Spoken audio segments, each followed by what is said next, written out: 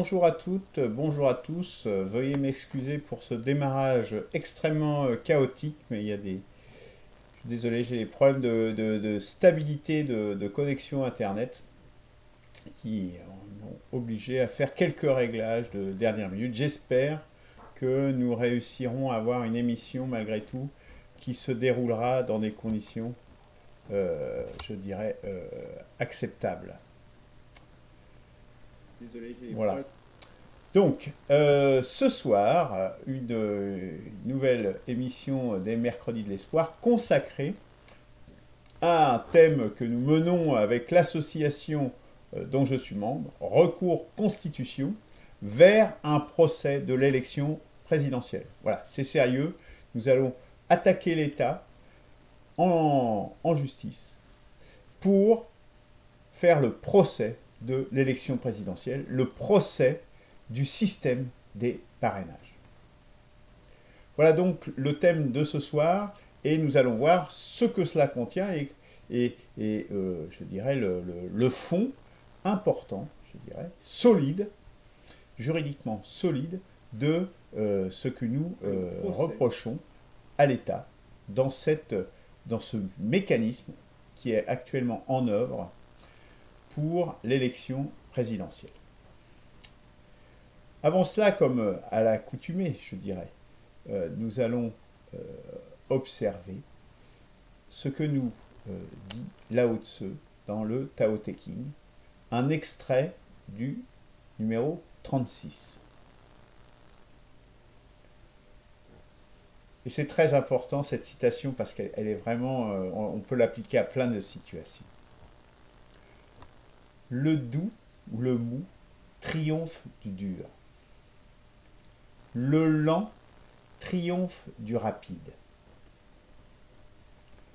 Que tes méthodes demeurent un mystère. N'en montre aux autres que le résultat. Eh bien voilà, nous espérons bien justement, au travers de cette action, nous qui sommes faibles, nous qui sommes, pour certains qui diraient mous, par rapport à la dureté, eh bien nous espérons bien, sinon triompher en justice, nous ne faisons guère d'illusions sur la justice de ce pays, mais au moins mettre un peu le feu à la maison France et au Conseil constitutionnel et au Conseil d'État et dans le système d'État et populariser au-delà surtout dans la résistance pour qu'au fond nous arrivions au final à triompher. Alors, plus précisément, nous allons d'abord commencer par visiter le site Recours Constitution avec l'action actuellement, ce qui est la dénonciation élection, donc vers un procès de l'élection présidentielle. Donc je vous propose donc, nous allons faire une visite guidée aujourd'hui de ce site. Donc le site c'est recoursconstitution.org, hein, tout attaché. Et donc voici, voici le logo, voici le site que vous pouvez découvrir, là, recoursconstitution.org. Alors, qu'y a-t-il dans ce site? Donc, contrôle citoyenne des lois et de la Constitution. Voilà l'objectif de cette association dont je suis le trésorier. Alors, l'association Recours Constitution, elle vise notamment à faire ce recours auprès du Conseil d'État. Et donc, nous allons parcourir ensemble ce site. Et donc, l'action principale, numéro 1, c'est déjà un recours auprès du Conseil d'État. Alors, ce recours, l'association Recours Constitution a décidé de saisir le Conseil d'État dans le cadre de son action en abrogation de la loi des parrainages pour l'élection présidentielle. Afin d'ester en justice, dans les meilleures conditions, nous avons sollicité l'aide juridictionnelle auprès de plusieurs avocats de renom, dont nous attendons la réponse. Donc, nous avons envoyé notamment un courrier à, je dirais, aux avocats, je dirais, les plus en vue de la résistance. Donc nous pouvons parcourir rapidement le courrier. Demande de représentation dans un recours au Conseil d'État. Je vous écris au sujet d'un recours auprès du Conseil d'État qui oppose l'association que je représente, Recours Constitution, à l'État français. L'affaire est la suivante. Recours Constitution demande l'abrogation du paragraphe 1 de l'article 3 de la loi organique du 16 novembre 1962 dans sa version actuelle, dite « Système des parrainages », pour l'élection du président de la République, au motif qu'il est contraire au texte de la Constitution du 4 octobre 1958, notamment par son article 6. Les raisons détaillées de cette incompatibilité sont exposées dans un mémoire de 4600 mots, librement consultable et téléchargeable. Donc sur le site, nous allons y jeter un coup d'œil après. Ainsi, nous souhaitons intenter une action en justice d'ordre administratif à l'encontre de l'État français. Alors j'espère que l'on m'entend, je vais vérifier cela quand même parce que... 1600. Oui, c'est bon. Voilà.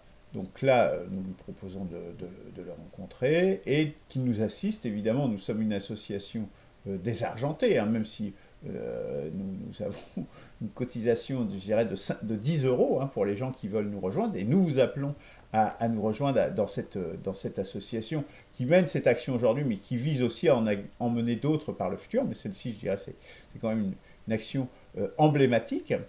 Donc nous avons envoyé ce courrier à donc, Maître Philippe Deveul, Maître Juan Branco, Maître Fabrice Divisio, Maître William Bourdon, Maître Gilbert Collard et Maître Carlo Alberto Brusa. Voilà, qui sont les avocats, je dirais, de la résistance que nous avons identifiés comme pouvant être susceptibles de porter de façon pertinente avec leurs engagements par ailleurs ce recours auprès du Conseil d'État. Donc, parallèlement à ça, nous avons sollicité le soutien d'une soixantaine d'ex-candidats à l'élection présidentielle. Donc, nous leur avons envoyé un message, donc par email, typiquement. Et voici, je vais vous en donner une lecture rapide également. Vers un procès de l'élection présidentielle. L'association Recours Constitution entend démontrer le caractère illégal du système des parrainages prévu par le Code électoral pour l'élection du président de la République française en se basant notamment sur les textes constitutionnels que sont les articles 6, 8 de la Déclaration des droits de l'homme et du citoyen de 1789 et de l'article 6 de la Constitution du 4 octobre 1958. Le mémoire en requête, toujours. À titre conservatoire, une pétition a été déposée auprès de l'Assemblée nationale, mais notre action se dirige maintenant vers le Conseil d'État, auprès duquel nous allons engager un recours afin de faire abroger l'article 1 de la loi organique du 16 novembre 1962, établissant le système dit des parrainages. Nous vous contactons aujourd'hui en tant qu'ancien candidat à l'élection présidentielle de 2022, pour vous demander si vous souhaitez vous associer personnellement à ce recours auprès du Conseil d'État. Dans l'affirmative, merci de répondre à ce courriel pour toute information. Alors, je n'ai pas refait le point récemment avec Christian Leroux, qui est le président de l'association, et il y a également Grégoire Lecoq qui est avec nous. Nous allons les visionner tout à l'heure d'ailleurs. Pour l'instant, en tout cas, nous avons eu que 2 candidats qui ont répondu, je crois, à 2 ou 3, enfin 2 qui ont répondu réellement, et un 3e qui a juste acté qu'il était intéressé, je dirais, plus ou moins par cette démarche. Or qu'ils ont tous été retoqués. Donc là, on leur offre une possibilité de se bouger, je dis, enfin, même à la limite, ils n'ont presque rien à faire, hein. Ils ont juste qu'à rejoindre le mouvement et dire, bah oui, ça m'intéresse, effectivement, le système des parrainages. Bon, pour l'instant, nous n'en avons que 2, donc nous allons les rencontrer de toute façon, et nous vous tiendrons au courant, évidemment, de la suite des opérations avec ces candidats. Alors, On pourrait se demander, mais pourquoi est-ce qu'on lance ça? Parce qu'un PCCR a d'autres actions, fait d'autres actions de résistance. Voilà. L'idée, c'est de faire feu de tout bois. Hein. C'est-à-dire, c'est de vraiment, pourquoi cette association-là, et pourquoi pas? Qui sait? Vous savez, Al Capone, il est tombé, le fameux gangster des années 1930 aux États-Unis, il n'est pas tombé pour tous les crimes qu'il a pu commettre et les meurtres qu'il a fait commettre et qu'il a commis sans doute lui-même. Il est tombé et il est allé en prison pour fraude fiscale. Donc vous savez, ce genre de choses, on ne sait jamais comment ça peut finir. Il suffit de se trouver dans un bon moment et ça peut faire boule de neige, ça peut être repris, y compris par des journalistes, éventuellement, s'ils trouvent que ça correspond à leur agenda, au moins pour un moment. Eh bien, si nous pouvons engager ce genre de choses, pourquoi s'en priver? Alors, poursuivons sur le site Recours Constitution. Cette action en Conseil d'État intervient conjointement et de façon complémentaire à la pétition déposée auprès de l'Assemblée nationale. Alors effectivement, nous vous appelons à signer la pétition pour l'abrogation de la loi sur les parrainages, qui est une loi inique, puisqu'elle empêche les candidats de se présenter. Et donc, vous trouverez le lien vers cette pétition qui est sur le site de l'Assemblée nationale. Donc il suffit de cliquer, vous allez sur le site Recours Constitution ou sur le site de l'émission que nous allons publier sur le site de APCCR. Et voilà, vous trouverez la pétition, donc abroger la loi des parrainages pour l'élection présidentielle, avec donc un texte très court. Nous demandons l'abrogation du paragraphe 1 de l'article 3 de la loi organique du 16 novembre 1962, dans sa version actuelle, dit système du parrainage. Voilà, etc. Le mémoire en requête. Voilà. Cette pétition est déposée au nom de l'association Recours Constitution. Bon, pour l'instant, il n'y a que 21 signatures, mais nous espérons évidemment que plus vous vous engagerez dans la résistance, vous signez, donc vous devez vous identifier, hein, puisque c'est pas anonyme, hein, cette pétition, c'est une pétition officielle sur le site de l'Assemblée nationale, vous voyez ici, hein, c'est assemblénationale.fr, et donc c'est donc l'initiative 1093, et donc nous vous appelons à le faire et à faire monter le nombre de pétitions pour accroître, je dirais, la pression sur nos élus, puisqu'ils sont là pour nous représenter, normalement, n'est-ce pas? Alors, l'opération dénonciation-élection, donc, avant de parcourir, je dirais, les principaux éléments, on peut le parcourir maintenant, rapidement, hein. Donc voilà le recours qui va être adressé au Conseil d'État, donc en faveur de l'abrogation de l'alinéa 1 de l'article 3 de la loi organique du 16 novembre 1962, dit système des parrainages. Donc nous exposons les faits, hein, donc avec tout l'historique de la loi depuis 1962 et tous les différents travaux qui ont porté là-dessus, notamment la commission Jospin en 2012, et la discussion. Donc, premier élément, nous argumentons sur la non-conformité constitutionnelle du paragraphe 1 de l'article 3 de la loi organique du 6 novembre 1962 et des suivantes, notamment la loi organique du 26 avril 2016 qui établit les modalités d'élection du président de la République au motif qu'elle énonce des modalités incompatibles avec le critère du suffrage universel direct. Ce qui est important là, c'est que normalement, justement, ce qui est prévu, c'est un suffrage universel direct. Or, nous démontrons que le suffrage universel tel qu'il est là n'est pas direct. Et donc, c'est non conforme à cet énoncé. Voilà pour un premier élément. Deuxième élément, pareil sur la non-conformité, qui établit que les modalités de l'élection présidentielle, au motif qu'elle énonce un critère d'inéligibilité, de fait, donc d'exclusion, dans les conditions qui sont contraires à ce qui fait référence en termes de principe, c'est-à-dire la Déclaration des droits de l'homme et du citoyen, dans ses articles 6 et 8, de la DDHC, comme on l'appelle souvent. Deuxième argument. Troisième argument de droit. Alors, je vais vite. Alors, au motif, alors le troisième, attends, je l'ai peut-être passé. Non, je ne l'ai pas passé, pardon. Voilà, c'est le 2. Donc, le 3. Pardon, hop. Donc, incompatibilité. Voilà. Et également, alors j'ai l'impression d'en oublier un. Et incompatibilité avec l'article 8 de la DDHC également, qui traite, lui, de la liberté. Donc ça, ce sont les arguments sur la Déclaration des droits de l'homme et du citoyen, sur l'article 6 qui traite de l'égalité, et l'autre qui traite de l'égalité, de la liberté de se présenter et de ne pas être jugé sans avoir pu se défendre. Hein. Donc, bon.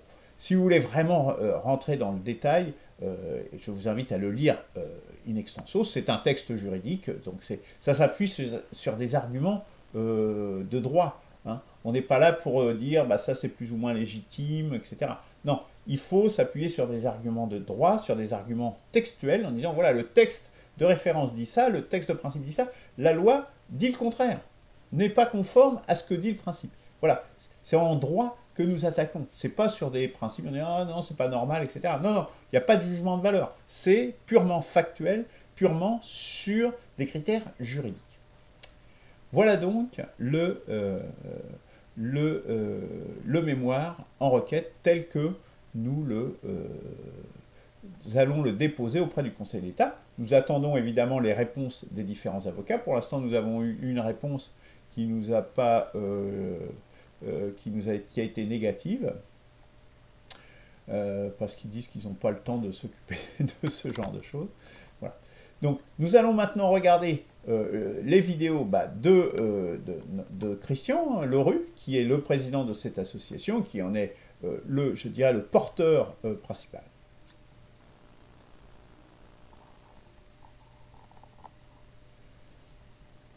En espérant que cela démarre. La Constitution française actuelle attribue au président de la République des pouvoirs très étendus, tant dans le domaine législatif que dans le domaine exécutif.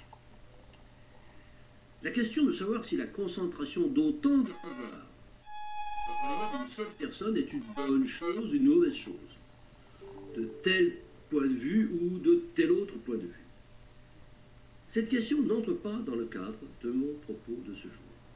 La question que je souhaite poser aujourd'hui, c'est uniquement celle de la façon dont cette personne toute-puissante est désignée.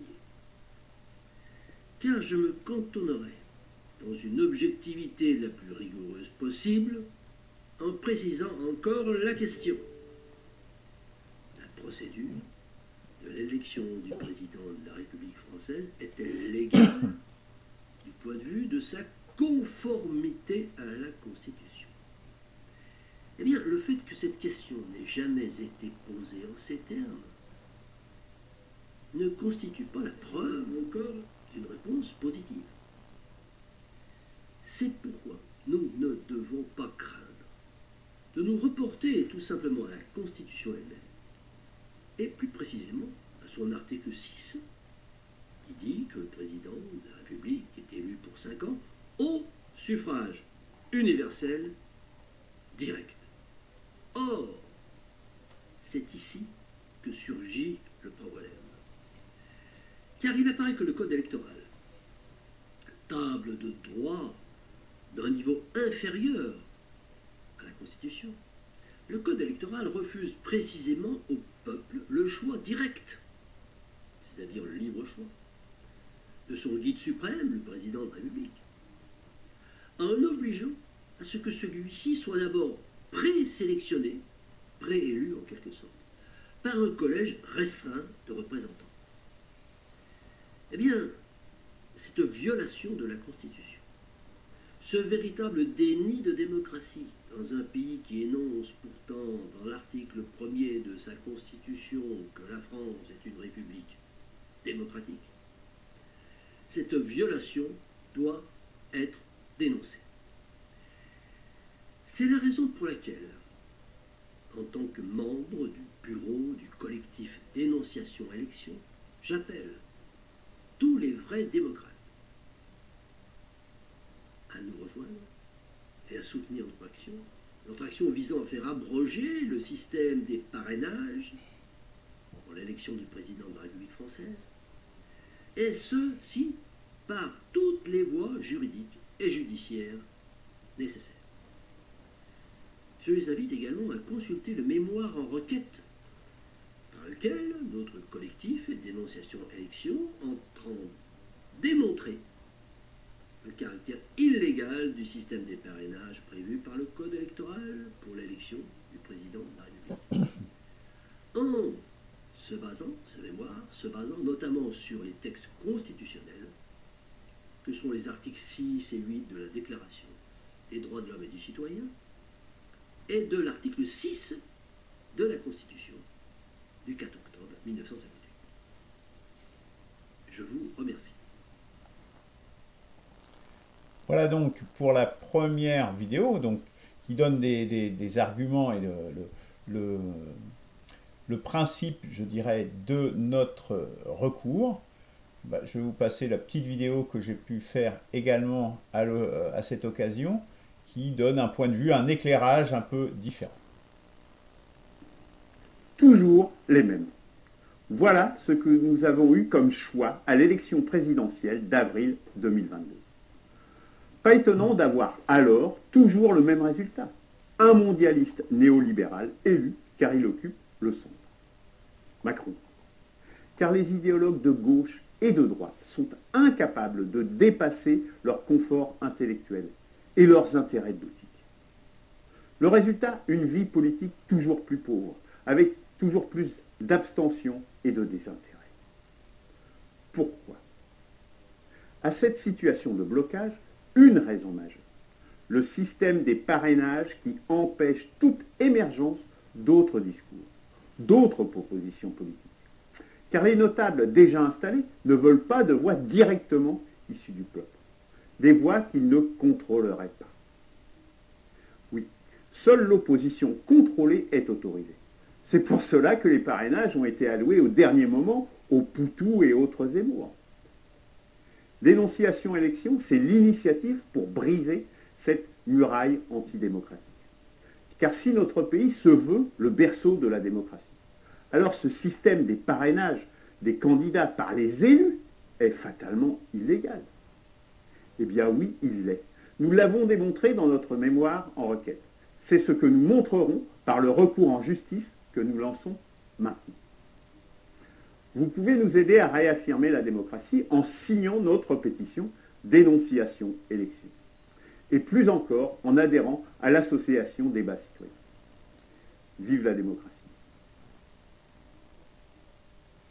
Alors, le nom de l'association a changé depuis, ce n'est plus Débat Citoyen, c'est donc Dénonciation Élection, vous l'avez compris, mais nous vous invitons bien entendu toujours à y adhérer, donc, en allant notamment sur le site Recours Constitution. C'est une adhésion via LOASO, c'est 10 € l'adhésion, pour nous soutenir, pour nous donner quelques moyens financiers pour mener à bien cette initiative.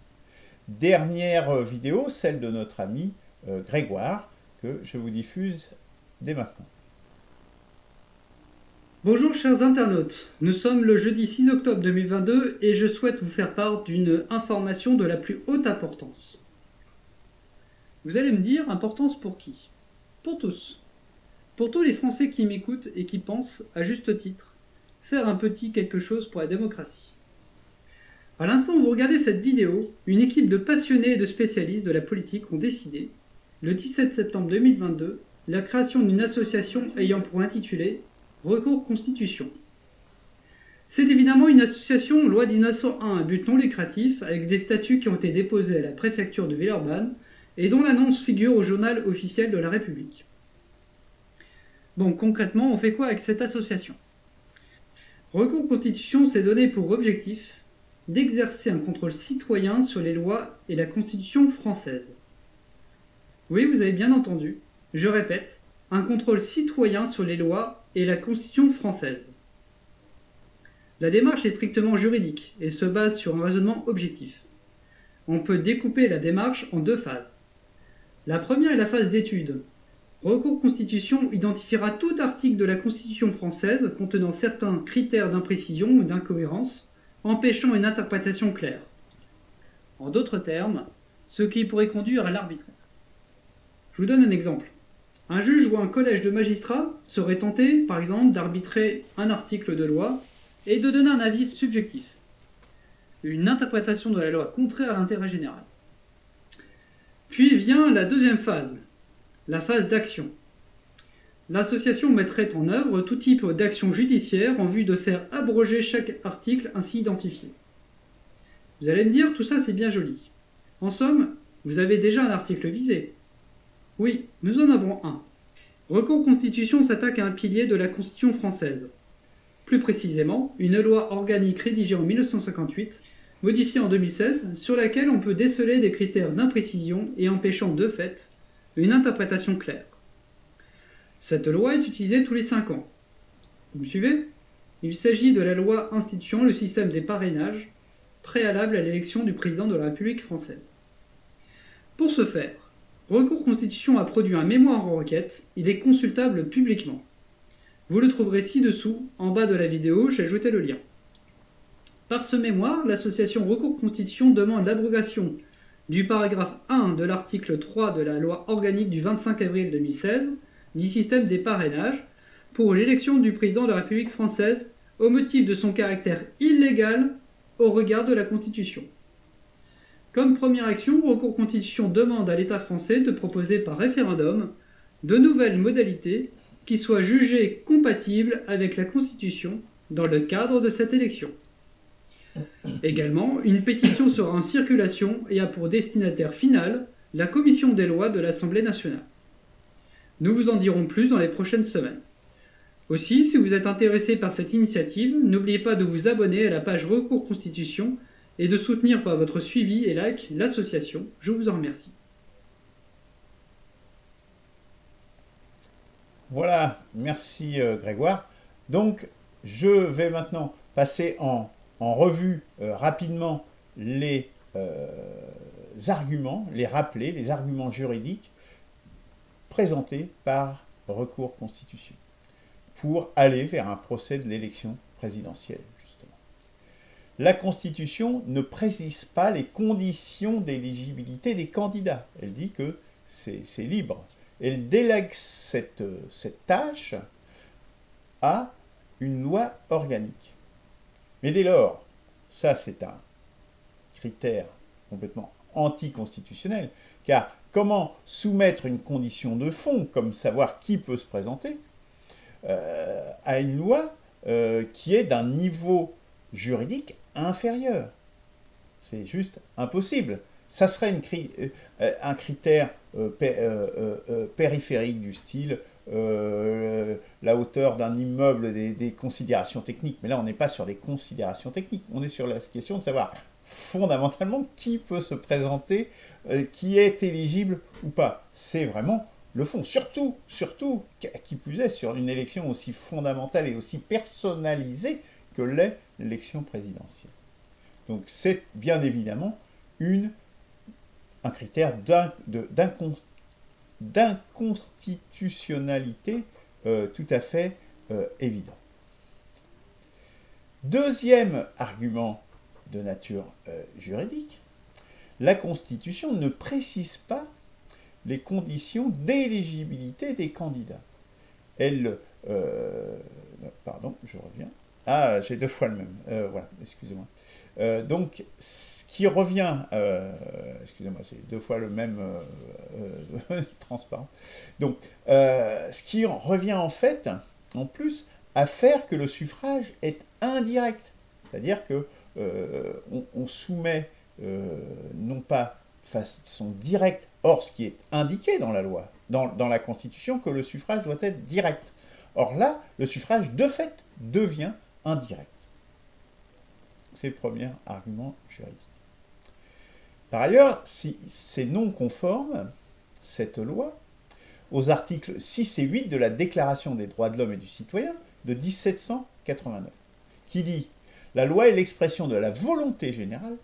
Tous les citoyens ont droit de concourir personnellement ou par leurs représentants à sa formation. » Évidemment, là, on se retrouve avec la loi organique 62-1292 à un droit, en fait, de présenter. Le droit de se présenter devant les Français. Ce qui, en réalité, devient un droit d'exclure. Or, s'il y a un droit d'exclusion, ça veut dire que tous les citoyens ne peuvent pas concourir personnellement à la formation de la loi.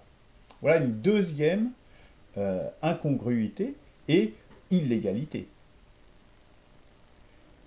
Autre argument, la non-conformité, également de nouveau, à l'article 6 de la déclaration, car dans cet article, il est également dit que tous les citoyens étant égaux aux yeux de la loi sont également admissibles à toute dignité, notamment à celle de pouvoir se présenter à l'élection présidentielle.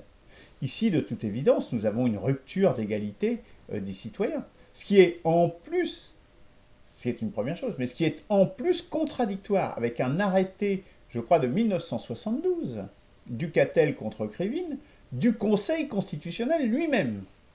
Et donc, là, nous avons un autre critère d'illégalité, pas simplement d'illégitimité, mais d'illégalité factuellement sur les textes présentés et en vigueur actuellement dans notre pays. Dernier argument juridique, non-conformité, cette fois-ci à l'article 8, à un autre titre, qui dit, notamment cet article, la loi ne doit établir que des peines strictement et évidemment nécessaires. Donc une peine, c'est une condamnation. Et là, nous avons bien vu que nous étions dans une faculté d'exclure, en fait, de rendre inéligible.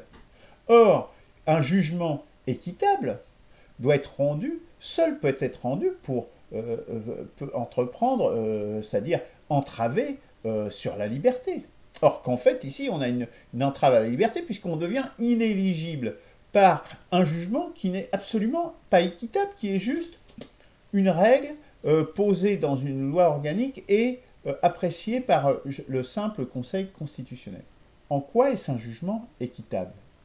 Donc là, il y a une peine, l'inéligibilité, qui se retrouve prononcée de manière arbitraire et automatique, sans capacité de se défendre. Donc voilà bien une autre incongruité, une autre illégalité de cette loi organique. Alors, pour récapituler, les actions pour aller vers ce procès de l'élection présidentielle. Donc, pétition auprès de l'Assemblée nationale. Le Sénat a mis également en place une plateforme équivalente. Donc, je pense que nous allons en discuter demain. Nous allons certainement également déposer une pétition auprès du Sénat. Dépôt d'un recours devant le Conseil d'État, bien évidemment, qui est la juridiction en première instance qui est apte à apprécier ce recours, cette requête, cette attaque contre l'État français. Nous avons également contacté les avocats, je dirais, les plus médiatiques de la résistance pour voir justement s'ils sont aptes à se saisir de ce mémoire enquête. Le travail est fait, en gros. Nous avons, vous pourrez le consulter sur le site de Recours Constitution. Là, c'est des arguments rapides. Le recours en lui-même est évidemment beaucoup plus précis et beaucoup plus détaillé que je ne le suis là. Je ne suis pas moi-même juriste, donc je ne m'aventure pas trop avant de ce point de vue. Par ailleurs, nous avons contacté les anciens, beaucoup d'anciens candidats à la présidentielle, notamment beaucoup de ceux qui n'ont pas pu obtenir les parrainages pour qu'ils s'associent à cette démarche. Donc voilà une troisième action. Et puis la dernière action, je dirais, l'adhésion à l'association via Hello Asso, vous avez toutes les informations sur le site recourconstitution.org. C'est .org, hein, oui, je crois. Oui, c'est .org, recourconstitution.org. Et puis, évidemment, signer la pétition, c'est aussi le moyen de montrer que nous ne sommes pas isolés et que ce système des parrainages est illégitime pour cette élection, ou pour toute élection d'une manière générale. Voilà. Alors, donc voilà ce qui était, je dirais, le message principal aujourd'hui. Nous allons maintenant passer à une deuxième partie de cette émission et vous donner quelques nouvelles du front, des fronts plus exactement, de la résistance. Alors, en premier lieu, une première chose, c'est que vous avez peut-être appris que Alexandre Juvin-Brunet, ancien capitaine de gendarmerie, a été mis en examen, et donc membre quand même éminent, lui-même d'ailleurs candidat à la présidentielle, il ne nous a pas répondu, à ma connaissance d'ailleurs, sur notre initiative, a été emprisonné, mis en examen, pour escroquerie en bande organisée, hier, je crois. Vous savez qu'il a lancé cette initiative du franc libre. Bon, après, voilà, hein, c'est son initiative. Mais voilà, quelqu'un de la résistance attaqué dès que, en définitive, il y a quelque chose qui peut remettre en cause le système. Donc voilà, donc je tenais à souligner que donc un membre de la résistance, il y en a eu d'autres, hein, quand il y a eu Éric Fiorilles également qui avait été inquiété, eh bien nous en avions parlé aussi. Eh bien, il faut être au courant et évidemment nous sommes solidaires avec ce résistant. Autre nouvelle du front, une mauvaise nouvelle pour la France. Mais il faut regarder la réalité en face. Un nouveau record de déficit commercial, c'est-à-dire des échanges que nous achetons et ce que nous vendons à l'étranger. Le mois dernier, 17 milliards d'euros de déficit.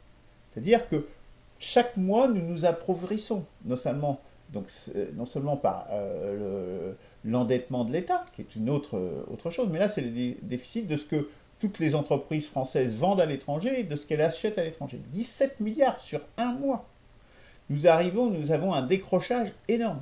Et là, on le voit ici, il y a un article que vous retrouverez d'Éric Murer, sur Philippe Murer, pardon, sur le site, où là, il y a une courbe tout à fait édifiante, puisque là, on voit bien de 70 jusqu'à 2000, jusqu'à 2007, en définitive, où il y a eu le décrochage, avec l'euro qui arrive là à partir de l'année 2000, eh bien, on voit que jusque-là, les courbes, tant de la France, de l'Allemagne, de l'Italie, de l'Espagne, se suivent plus ou moins en termes de production industrielle.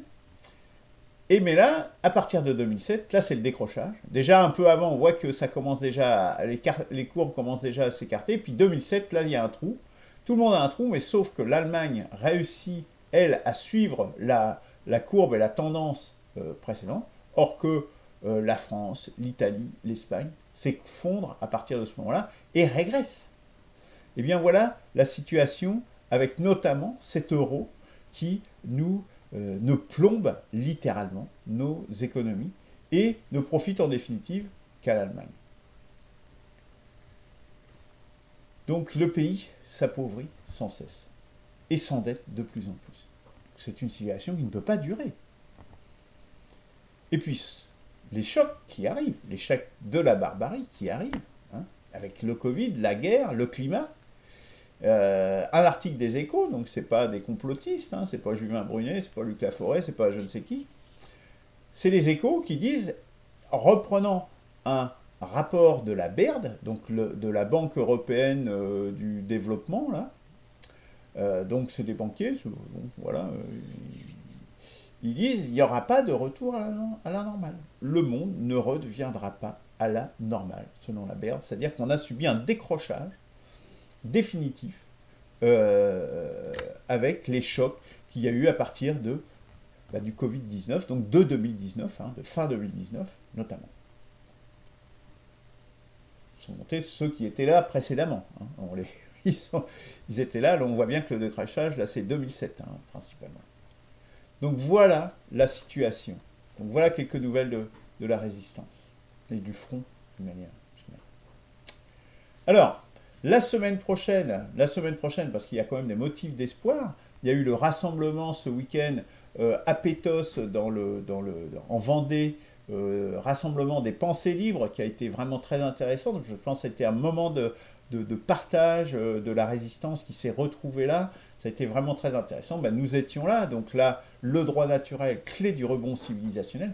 Oui, nous avons besoin d'un rebond de civilisation. C'est de cette portée-là, ce n'est pas des petits ajustements politiques, quelques policiers à droite à gauche, une petite sortie de l'Europe ou de l'euro, ne suffiront pas. Ne suffiront pas parce que nous avons une crise qui est beaucoup plus profonde que ça, qui n'est pas simplement dans le domaine économique, qui est dans le domaine des valeurs, qui est dans tous les domaines, dans le domaine de l'éducation, dans le domaine des incivilités, etc., etc. Donc, c'est bien un rebond civilisationnel dont il est question, et la clé, c'est le droit naturel, justement. Je vous renvoie notamment à une prochaine émission que vous aurez sur le site du Cercle du Renouvellement Constitutionnel, où nous allons aborder de plein pied cette question du droit naturel. Donc, à Pétos, c'était intéressant. Il y avait donc le site le stand, je dirais, d'une perspective de la 6ème République, garantir les besoins essentiels, liberté perdue, affranchissons-nous, seul le peuple est souverain, nouvelle constitution. Bon, voilà, tout un programme, je dirais. Et pour cela, peut-être pour aller au-delà de un PCCR, justement, le bloc populaire, pour le bloc populaire. Donc là, vous voyez les gens, là c'était une conférence sur la pédocriminalité, notamment avec cette histoire Balenciaga, là. Renseignez-vous, là, j'ai vu ça tout à l'heure aux informations, Balenciaga qui fait des photos, qui faisait une campagne de publicité sadomasochique, pédophile, un truc de fou, quoi. Hein, vraiment, on est dans les transgressions permanentes. Donc là, c'était notamment, ça faisait partie des sujets de ce rassemblement et des conférences qu'il y avait dans ce cadre des pensées libres. Il y a votre serviteur ici, avec Géraldine Silvenskaya, qui avait sa revue, bien évidemment, que nous vendons en collaboration, l'Impact 7, évidemment, anciennement le réfractaire. On peut trouver également, ici on retrouve recours constitution, ici, là, justement, une communication là-dessus, les différents manuels, livrets de un PCCR, et bien entendu le tract national pour élargir la résistance, mais nous y reviendrons, qui a été largement diffusé et très apprécié à Pétos le week-end dernier. Et bien là, Géraldine, toujours aussi dynamique, avec Pamela, qui était là, de l'Alliance du Peuple, et qui était venue également nous rendre visite, se présenter, et qui avait un stand également à côté de nous, et on voit les conférenciers. Là, ça c'était le dimanche. Voilà, le tract dont je parlais, retour à la réalité. C'est quoi ce tract? C'est pas un simple tract comme ça, c'est pas juste un bout de papier. Ce qui est important, c'est que ce retour à la réalité, c'est un moyen de rassembler la résistance. C'est un tract pour diffuser et pour toucher également les gens qui sont en dehors de la résistance. Donc, c'est un tract papier que vous pouvez vous procurer. Vous pouvez le commander sur le site du Bloc Populaire ou vous m'envoyez un mail. Enfin, on arrivera. Si vous avez envie de vous en procurer, vous pouvez. On va aussi en envoyer. On va faire une campagne de mailing où on va demander à chaque résistant d'envoyer 10 contacts qui ne sont pas des éveillés, justement. Des gens qui sont complètement endormis, qui sont complètement dans lobotomisés par le système, de leur envoyer justement ce tract pour essayer un petit peu de les secouer, mais également aux résistants d'ailleurs de se mobiliser et de faire quelque chose ensemble. C'est aussi ça le but de ce tract. Hein. Ça a une double vocation pour revenir dans la réalité et sortir aussi de la virtualité des réseaux sociaux. Voilà, donc vous pouvez venir bien sûr en discuter avec nous lors des Direct Agora, qui sont des visioconférences Jitsi. Donc ça, vous pouvez venir quand vous voulez, enfin quand vous voulez sachant qu'il y a des réunions le lundi, le jeudi et le vendredi à 21h, normalement toutes les semaines, sauf évidemment par exemple vendredi dernier, il n'y en avait pas puisque j'étais en déplacement. Voilà, donc vous pouvez venir discuter, c'est tout à fait libre et convivial. Et puis vous pouvez évidemment vous inscrire sur le site 1p6r.org pour être tenu au courant de tous les événements et participer à toutes les initiatives, à toutes les actions que nous tentons de mener. Voilà, nous arrivons donc au terme de cette émission. La semaine prochaine, justement, ce sera consacré à